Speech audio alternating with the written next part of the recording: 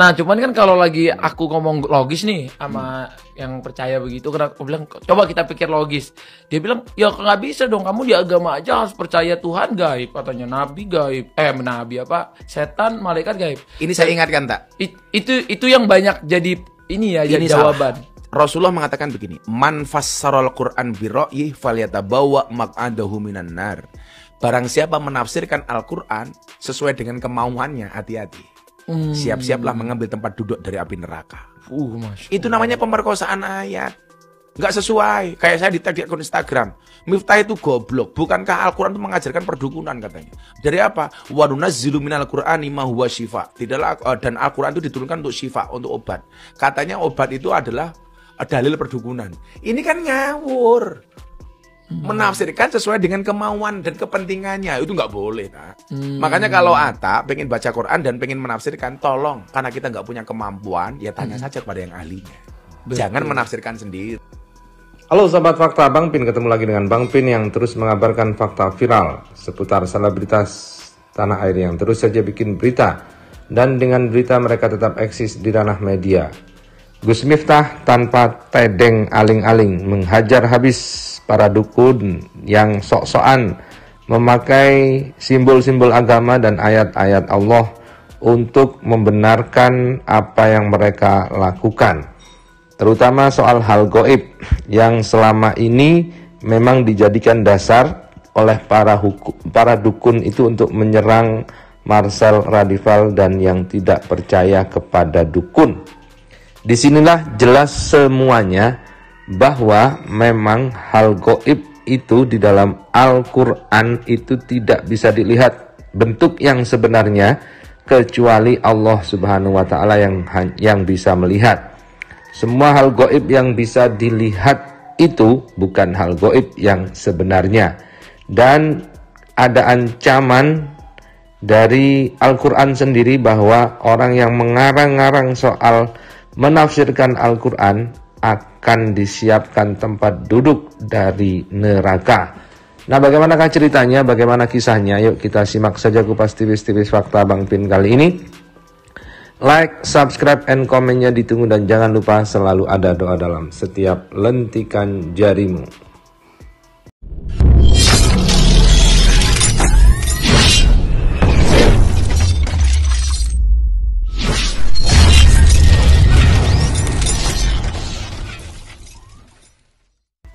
Nah, cuman kan kalau lagi aku ngomong logis nih sama yang percaya begitu, karena aku bilang coba kita pikir logis.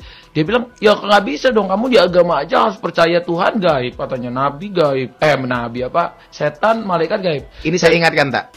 Itu yang banyak jadi ini ya jadi jawaban. Rasulullah mengatakan begini, man fassaral Qur'an birra'yi falyatabawa maq'adahu minan nar. Barang siapa menafsirkan Al-Quran sesuai dengan kemauannya, hati-hati. Siap-siaplah mengambil tempat duduk dari api neraka. Nah, itulah ya. Jadi siap-siap, sudah disiapkan tempat duduk dari neraka.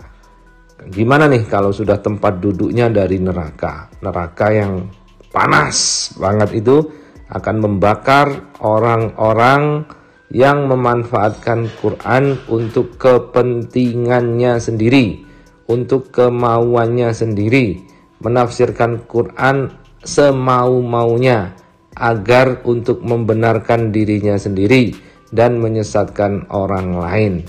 Jadi ingat para dukun, Gus Miftah sudah turun tangan. Jangan pakai ayat-ayat Quran lagi, karena penafsiran yang Anda sebutkan itu adalah atas kemauan Anda untuk melindungi Anda sendiri, melindungi profesi Anda, membenarkan profesi Anda.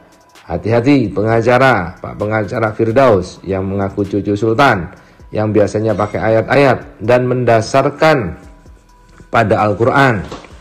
Jadi jangan main-main. Bukan masyarakat saja yang akan menghukum, tetapi hukuman dari Allah lah yang lebih jelas nantinya di akhirat. Hati-hati, segera tobat guys. Itu namanya pemerkosaan ayat. Nggak sesuai. Kayak saya di-tag di akun Instagram. Miftah itu goblok. Bukankah Al-Quran itu mengajarkan perdukunan katanya? Dari apa? Wa nunazzilu minal Qur'ani ma huwa syifa. Tidaklah dan Al-Quran itu diturunkan untuk syifa, untuk obat. Katanya obat itu adalah dalil perdukunan. Ini kan ngawur. Menafsirkan sesuai dengan kemauan dan kepentingannya. Itu nggak boleh, Kak. Makanya kalau Atta pengen baca Quran dan pengen menafsirkan, tolong. Karena kita nggak punya kemampuan, ya tanya saja kepada yang ahlinya. Betul. Jangan menafsirkan sendiri. Nah, cuman kan kalau lagi aku ngomong logis nih sama yang percaya begitu, karena aku bilang, coba kita pikir logis.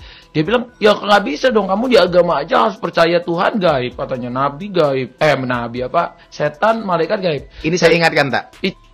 Nah, gitu ya. Jadi jangan sembrono untuk menafsirkan Al-Quran. Untuk menafsirkan Al-Quran butuh banyak ilmu, sekitar 12 disiplin ilmu. Mulai ilmu bahasa Arab, ilmu hadis, ilmu balaghah, ilmu tentang turunnya Al-Quran yang disebut asbabun nuzul, ada ilmu tafsir, ilmu yang lain, ilmu mantek dan lain-lain. Harus ahli dalam 12 ilmu baru boleh menafsirkan Al-Quran. Jadi jangan sembarangan guys, ya. Disiapkan tempat duduknya di api neraka. Nah, berikut ini beberapa potongan dialog Gus Irfan, bukan Gus Irfan, Mas Irfan dari fisioterapi dengan Atta dan Gus Miftah. Saya kira penjelasannya tadi Gus Miftah udah clear, luar biasa ya. Luar biasa. Kami hanya tinggal memastikan bahwa fisioterapi itu logis gitu. Sekolahnya mulai dari D3 sampai S2. Betul. S1 profesi, S2. Dan sepanjang kurikulumnya itu sepengetahuan kami nggak ada tuh kami diajarkan untuk bisa menerawang atau melakukan misalnya Jadi kalau dandani otot itu memang ilmiah ya. Okay. Oh, ini beloknya ke sini kelihatan. Betul. Jadi pembelajaran anatomi, fisiologi, kinesiologi, patologi itu kental betul di fisioterapi. Karunia Allah itu bahkan satu gerakan satu derajat itu udah pindah otot yang bekerja, dan itu harus kami tahu. Kami harus bisa analisis sehingga kalau Bang Atta ada cedera dan fisioterapi ada di samping lapangan, baru jatuhnya sudah harus muncul prognosis kemungkinan jaringan ini.